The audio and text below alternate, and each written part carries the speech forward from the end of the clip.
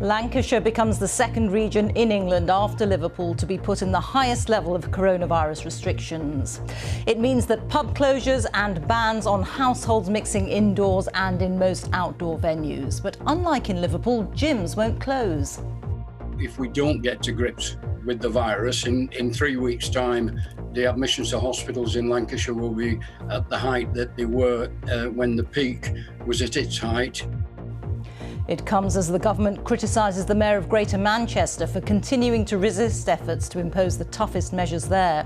Also this lunchtime.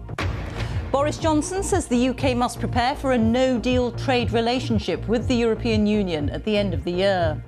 I've concluded that we should get ready for January the 1st with arrangements that are more like Australia's, based on simple principles of global free trade. New coronavirus cases in England jumped by 50% between October the 2nd and the 8th, new figures suggest. How the coronavirus crisis could push some care homes out of business. And the chairman of John Lewis tells us of her plans to modernise the firm in the face of falling sales. And coming up in the sport on BBC News, Manchester United's manager Ole Gunnar Solskjaer says his captain Harry Maguire will bounce back from a dip in form, but he might miss their match tomorrow.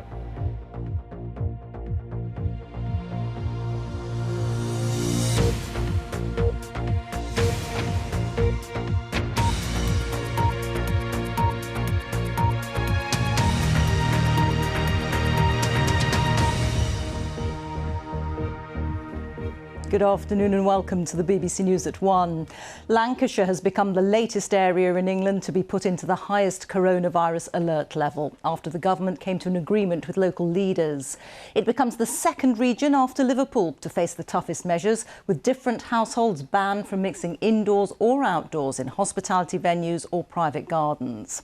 It comes amid government criticism of the Mayor of Greater Manchester, Andy Burnham, who is resisting efforts to put his area in the highest level, saying he wants more financial support for people affected. London, Essex, York and parts of Surrey, Derbyshire and Cumbria will move into the high alert level at midnight, meaning that different households are not allowed to mix indoors. Here's our political correspondent, Jessica Parker. Beautiful beaches, iconic buildings. But Blackpool, like all of Lancashire, is moving to the highest tier of restrictions from tomorrow. Like everybody else in Tier 3, pubs and bars will close, but we managed to convince government that we got sufficient measures in place to monitor the performance of gyms and leisure centres. So at this stage, they won't be closing, but obviously we've got to keep checking on them. For Manchester, no destination has been arrived at just yet. The Mayor says plans for the area are flawed. The Prime Minister says, I have to say, concerned about what's happening in Manchester, where clearly the levels of infection are rising steeply, the levels of hospitalisation are rising steeply, and we do need to see action. And, you say, I'd much rather not impose things. I'd much rather that we were able to work out something together.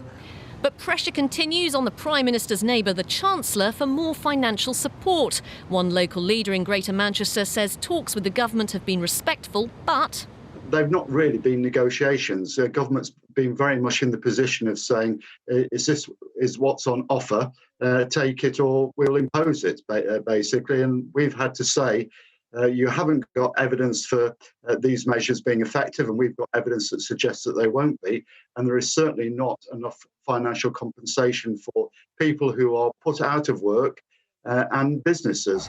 Downing Street wants buy-in from local leaders as it seeks to simplify the system with these new local COVID alert levels. But some of the talks have proved far from smooth, and so the process of actually setting new restrictions for some areas has become messier, more complicated. And a warning from one leading scientist against taking too piecemeal an approach.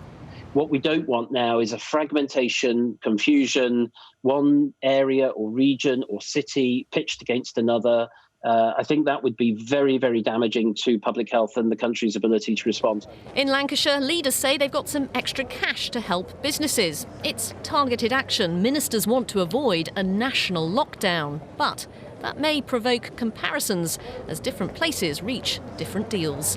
Jessica Parker, BBC News. Vicky Young, our Deputy Political Editor at Westminster. And Vicky, a real patchwork of measures across the country now. Yeah, and I think that's the point, isn't it? The lockdown in the spring was at least simple, despite, of course, the terrible harm that it brought. The problem now is things have become more complicated, but not just that, far more fractious. You've got this situation now where I think there is really political jeopardy on all sides here for the government. They're being accused of not putting up the money to help businesses, to keep people in their jobs, to keep businesses afloat. And on the other side, the accusation against some of the local mayors, but also against some Conservative MPs who don't want all of this, is that they are delaying decisions that could in fact save lives. So all of this taking a lot longer. You've got health officials really pushing for some quick decisions, and that means that there is a lot of uncertainty for businesses who actually don't even know whether they're going to be allowed to open in a few hours or a few days' time. And you've also got the problem, of course, with this arguing really between all these different people that ultimately does it undermine the message. If you've got local Conservative MPs or a local Labour mayor saying that they don't agree with these rules, will that ultimately mean that people just don't follow them enough and that compliance really does start to drop? OK, Vicky, many thanks. Vicky Young there. Well, I'll be putting some of your questions to our health correspondent in just a moment. But first, a reminder of just what the new COVID alert levels in England mean. Until yesterday, most areas were on the medium alert level, where the rule of 6 and the 10 p.m. hospitality curfew apply. The high level of restrictions mean no household mixing indoors and the rule of 6 applying outdoors. The most severe alert level is very high, meaning no mixing of households indoors or in most outdoor spaces, and that includes homes, private gardens and hospitality venues. But people are allowed to meet in groups of 6 or less in certain outdoor public spaces such as parks. Pubs and bars must close unless they provide what's called substantial meals, and people are advised not to travel in and out of the area. Well, joining me now is our health correspondent, Catherine Burns. Catherine, we've had various questions in. Verity asks, will my relatives in London, about to be in the high alert level, be able to come and visit me in Wiltshire, which is in the medium alert level? So this isn't necessarily the news that Verity is going to want to hear.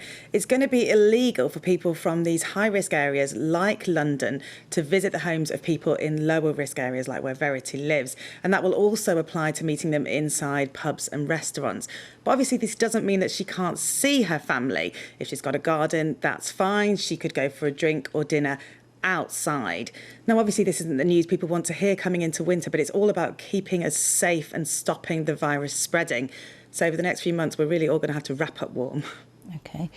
Sue says, we are in the high alert level, tier 2. Can I meet my friend in my garden if she's got to come through the house to access it? So the short answer to this one is no. If Sue's friend's got to walk through the house to get to the garden, she can't do it. Now, this is something that's stricter than it used to be. You might remember in England earlier in the summer when the lockdown was starting to be eased, people were allowed to walk through homes quickly to go to gardens, and they were even allowed to nip in and use the loo. I've called the Department of Health and Social Care today to check, and they've said that is no longer the case. Luke asks, me and my partner both live alone in separate houses. Can we visit one another? So this is a good chance to talk about bubbles. There are two kinds, really, childcare and support. And support is the one that would apply to Luke and his other half. So essentially a support bubble is where an adult lives alone and it joins onto another household. And if that's what Luke and his other half have done, then absolutely they can visit each other and they can stay overnight. And just finally, Gio says, can cleaners still work in houses? Well, we know people are being asked to work from home if they can, and clearly some people can't, and that would apply to cleaners. So yes, they can. And actually, if people do need any work happening in their homes, any kind of trade person, so electrician, a plumber, they are allowed to come in and do their work. They don't count towards the rule of 6, but it has to be socially distanced. Kath, many thanks. The Prime Minister has warned the EU that unless it changes its approach to trade talks, the UK will settle for no deal. Boris Johnson said there were only 10 weeks left to find an agreement and businesses should prepare for the possibility of trading in January without one being reached. EU leaders have been meeting in Brussels to take stock of negotiations. Mr Johnson had previously set the summit as a final deadline for a deal. Nick Beak reports. Europe's leaders gathered once again in person, despite COVID having sent London an ultimatum. You need to give ground first if there's to be a Brexit trade deal. This lunchtime, Boris Johnson hit back, saying the UK should now prepare for no deal. Given that this summit appears explicitly to rule out a Canada-style deal, I've concluded that we should get ready for January the 1st with arrangements that are more like Australia's, based on simple principles of global free trade. The Prime Minister claimed once again that would be a good outcome for Britain. After 45 years of membership, they are not willing, unless there is some fundamental change of approach, to offer this country the same terms as Canada. And so with high hearts and with complete confidence, we will prepare to embrace the alternative, and we will prosper mightily as an independent free trading nation, controlling our own borders, our fisheries, and setting our own laws. Back in Brussels, EU leaders who've all been stepping up anti-COVID measures at home will have noted that Boris Johnson did not say the UK was walking away from talks. The German leader, speaking before Mr Johnson's announcement, had struck a more optimistic note. We have asked the United Kingdom to remain open to compromise so that an agreement can be reached. This, of course, means that we too will need to make compromises. Each side has its red lines. Dramatic language is often swirled around these Brexit talks. And despite the Prime Minister's latest declaration, EU negotiators say they'll be back in London next week, hoping to agree a deal. Nick Beak, BBC News, Brussels. Let's speak now to our political correspondent Jonathan Blake in Westminster. So, Jonathan, do the Prime Minister's words mean we're heading for no deal, or is this last-minute brinkmanship? Bit of both, perhaps, Rita. For a long time, it has been the UK's position that they would like a free trade agreement with the EU, similar to the one it has with Canada, where there's no limit on the amount of goods that can be traded between both sides and no tariffs or charges on those goods being traded, but that the country would prepare for a future without one. And for everything that Boris Johnson said this morning, that remains the UK's position. The Prime Minister had set this EU summit that is just wrapping up as a deadline and had said that if a deal wasn't likely by this point, he would walk away from the process. He hasn't done that. He has said, though, that a deal now depends on a fundamental shift in the EU's position. A couple of things to remember today. This is not where either side wants to be. Both the UK and the EU have said it is their preference to do a deal. And also, with everything that the Brexit process has shown us and taught us up until this point, it's perhaps not surprising that deadlines have come and gone and that negotiations look as if they'll go down to the wire. Thank you very much, Jonathan. Jonathan Blake there. Approximately 1 in every 160 people in homes in England had coronavirus in the week up to the 8th of October, according to the latest snapshot from the Office for National Statistics. That's a rise of approximately 50% on the figure for the previous week. Our head of statistics, Robert Cuff, is in West London for us now. And Robert, more evidence, if it were needed, of increasing cases.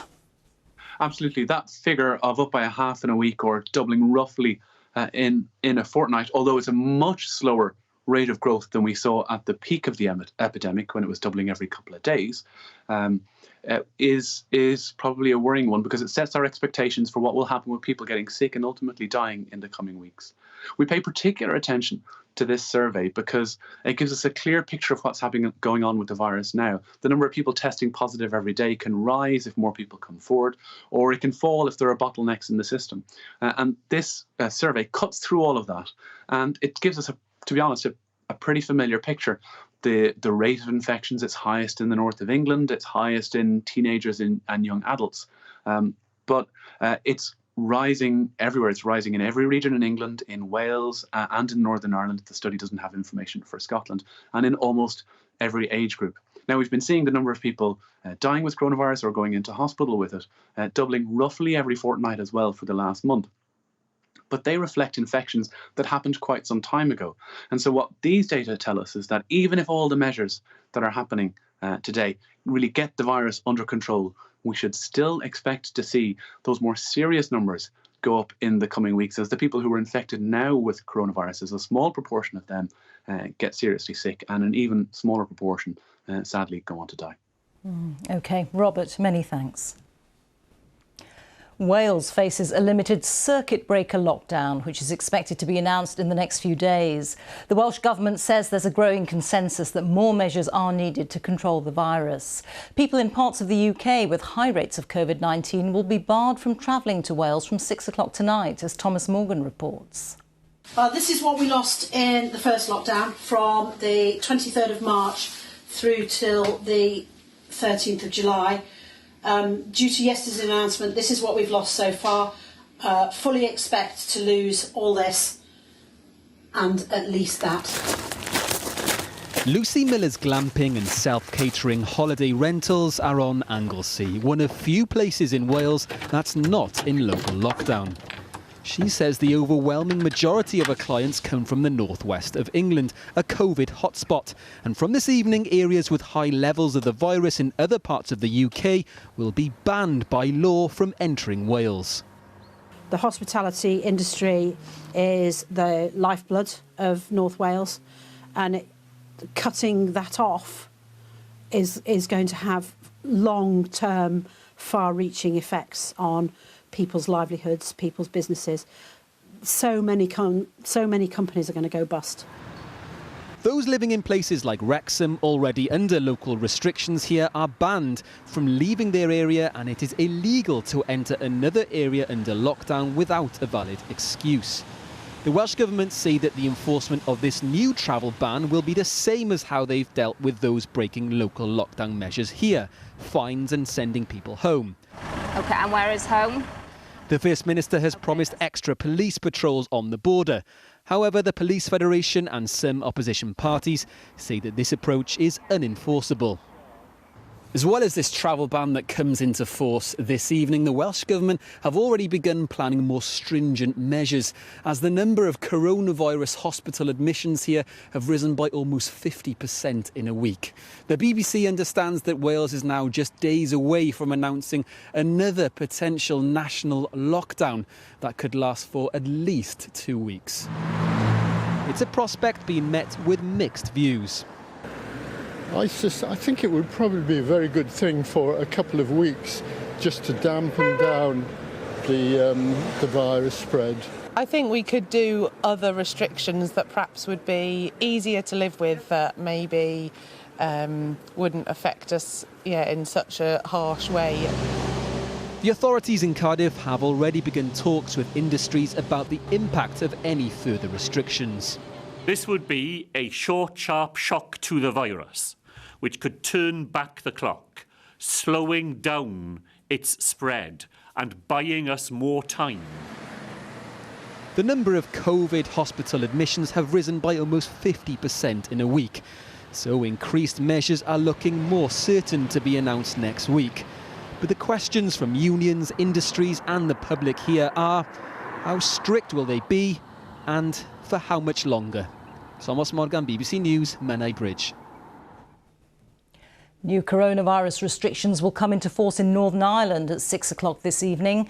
Pubs, restaurants and hotels will be significantly affected. Business leaders have warned that a financial support scheme set up by the devolved government is inadequate. Let's talk now to our correspondent Emma Vardy. And Emma, how are people preparing for these new restrictions? Well, yeah, just a few hours left of trading until bars, cafes, restaurants will have to close their doors. Some have been trying to get rid of the stock they had, get rid of the provisions. A lot of the beer in cellars will actually go off over this period. Here at Cypress Avenue in Belfast, there's a few customers in just enjoying a final few drinks and a meal out before, well, that will all be closed off to people for the next few weeks. 6 o'clock tonight is when those measures start. Now, as well as pubs and bars, it's also services, close contact services as they're called, like hairdressers and beauticians, that will also have to close. And this is all happening, of course, because Northern Ireland, like many places, has just seen its numbers of confirmed COVID cases going up and up. Northern Ireland's had some of the highest rates of infection in the UK. Now, there has been lots of criticism from business groups about this sort of second period of lockdown restrictions. The Belfast Chamber of Commerce saying that the support measures available just don't cut it. They're calling on Westminster to be more generous with the package of funding that will be available. Now, so a lot of businesses will be closing their doors. Others, though, like here, well, they've tried to find innovative ways to keep business ticking over during this period. This bar, well, they're setting up as a little local shop over the lockdown period. They've also got a pizza van they've got in quickly to try to keep a bit of takeaway business ticking over. They're hoping to keep all their staff on here through the period, but other businesses won't be so fortunate. Emma, many thanks. The time is 1:20. Our top story this lunchtime. Lancashire agrees a deal to enter the highest level of coronavirus restrictions, but gyms will stay open and there's a significant increase in financial support. And the insider's guide to the best places to walk in your area. Coming up in the sport in the next 15 minutes on BBC News, on the eve of the Challenge Cup final, the head of Rugby League says it's right to play the game at an empty Wembley, but the sport still needs financial help from the government.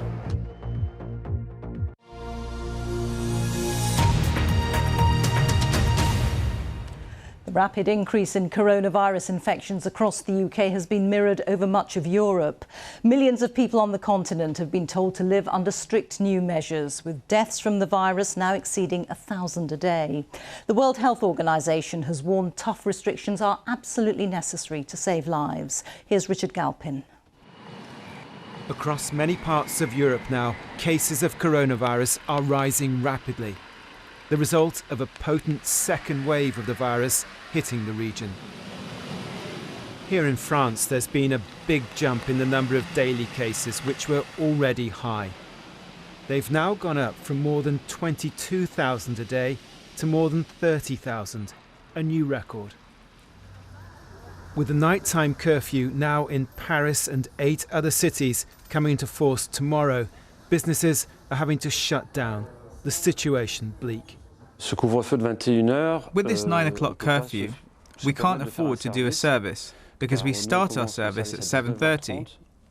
Dinner services usually end at around 10:30, so it's impossible for us to tell our clients at 8:30, you have to leave. In Spain, it's a similar story. Cases hitting more than 13,000 a day, the second highest daily count since late June. The evolving epidemiological situation in Europe raises great concern. Daily numbers of cases are up, hospital admissions are up, and COVID is now the 5th leading cause of deaths, and the bar of 8,000 deaths per day has now been reached. And looking at this party in the Netherlands on Wednesday night, it's perhaps no surprise cases have been rising in Europe, particularly amongst the young. People here determined to socialise in large groups right up to the last minute when measures came into force, closing bars, restaurants and coffee shops apart from takeaway, and limiting the number of guests allowed in a home. Richard Galpin, BBC News. The coronavirus pandemic has pushed the care system for older and disabled people even closer to the edge, according to regulators.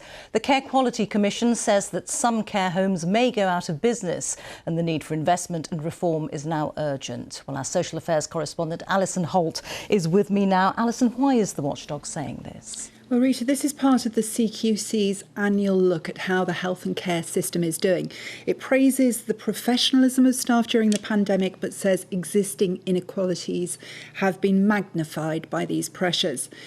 On adult social care, it says that it was fragile before COVID, but the underlying problems of the need for long-term reform, better investment and the difficulties of recruiting and keeping staff have just been exacerbated in recent months. The government has put extra money into the care system, but the report says those providing services are struggling to see its impact on the front line.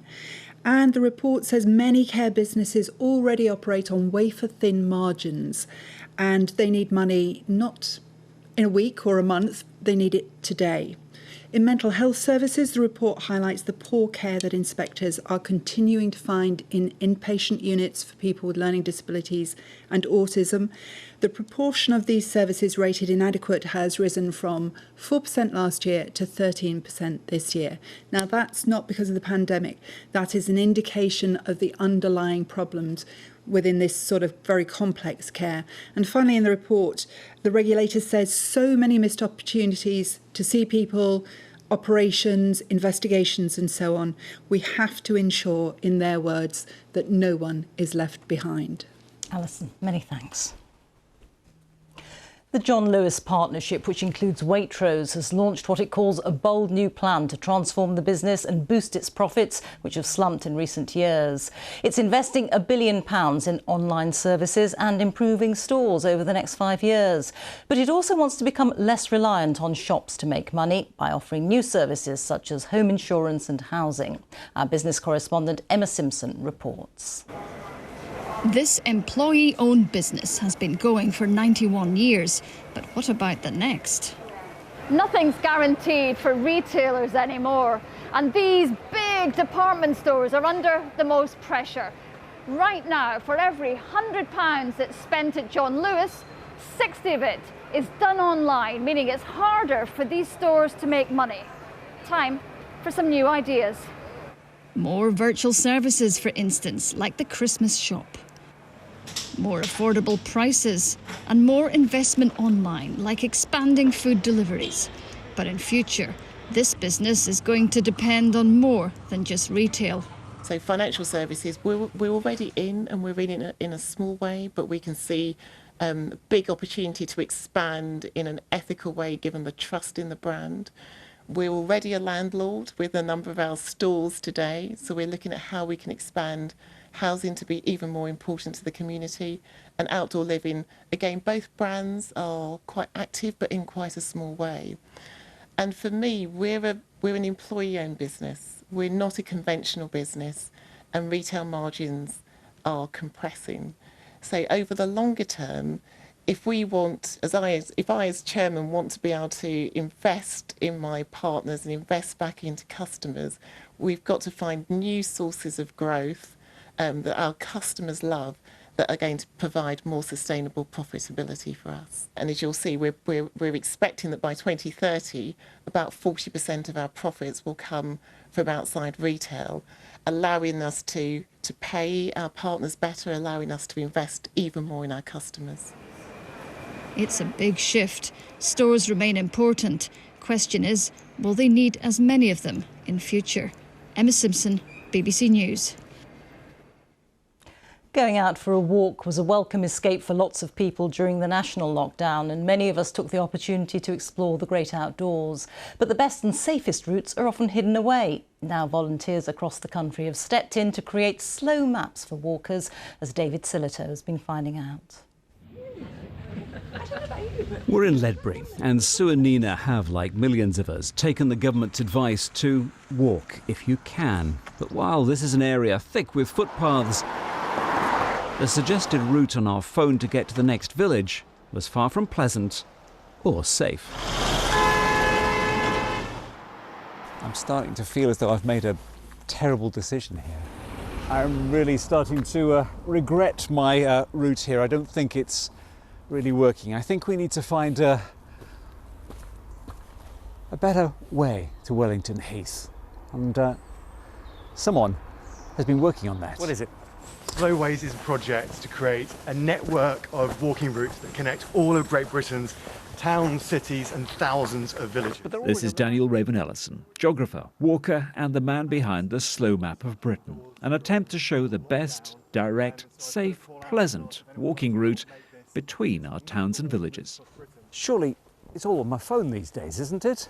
Well, when a lot of us use the typical navigation platforms we use for driving, but for walking instead, actually they can take us down some pretty dodgy and unsavoury routes. You've been doing all of them, have you?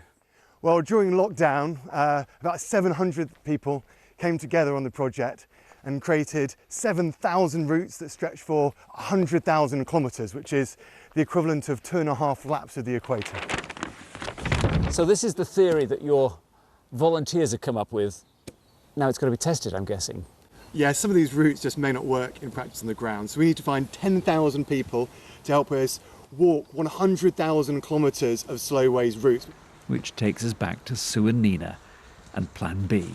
I took out Dan's map and suggested the new slow route, which took us away from the cars through a Hereford cider orchard. So let's just stop here for a second, shall we? So this is the slow route. Better than my first one? Yes, it's really nice, isn't it? It smells different and it sounds different and it's beautiful, nice underfoot. A huge improvement. I mean, this is what walking is all about for me, being out in apple orchard, bird song. What more do you want? So Route 1 is a winner. Just another 99,998 kilometres to go. David Silito, BBC News, Ledbury. Time now for a look at the weather. Here's Nick Miller. Hi Rita, not too bad for walkers out there today. It's on the cool side, plenty of cloud, not much rain falling from that cloud, but compare that with earlier in the month on October the 3rd. This map from the Met Office showing just how wet it was across the UK. So heavy, so widespread the rain. The Met Office says October the 3rd was the UK's wettest day on record. Records going back to 1891. Enough rain fell that day to more than fill Loch Ness. And even with the UK's really varied weather, this does fit into a pattern of increasing likelihood of extreme rainfall events here because of climate change. This weather pattern at the moment, though, doesn't scream rain to you. Low pressure being kept at bay, a ridge of high pressure currently extending across the UK. But it's coming with a rather cool flow of air from the northeast, plenty of cloud. And not entirely dry, because there are a few showers around. In fact, some patchy rain from the cloud across the northeast of Scotland. A few showers running through East Anglia, the Midlands, into more of Wales as the afternoon goes on. A few showers for Northern Ireland too. Brightening up in parts of Northern England. The best of the day sunshine in Southern England. And temperatures a bit below average for the time of year and a fairly gentle northeasterly breeze. Now into tonight, even where it's been clear today, which is going to bring a lot of cloud our way, it will be damp and drizzly in places. We'll also keep a few clear spells, I think particularly towards southwest England, where temperatures will end up a little bit lower than this, but most of us well above freezing as we start the day tomorrow. But with, again, a lot of cloud around, damp and drizzly in places, very hard to find much in the way of sunshine tomorrow. We'll continue to see some patchy rain feeding down across Scotland into parts of northern England as we go through the day. But again, not amounting to very much, and a few showers around for the Channel Islands in towards Cornwall and Devon. So again, only very limited breaks in the cloud for a few sunny spells, similar temperatures tomorrow. And if you are outside on Saturday evening, again, not much change, still some patchy rain, especially in Scotland and northern England. That's for a weak weather front that may well be sitting through parts of East Anglia, the Midlands, towards North Wales, northwest England, starting the day on Sunday, lifting northwards again during the day, allowing some sunny spells in southern England and Wales on Sunday afternoon, but some rain edging towards Northern Ireland and northwest Scotland to end Sunday.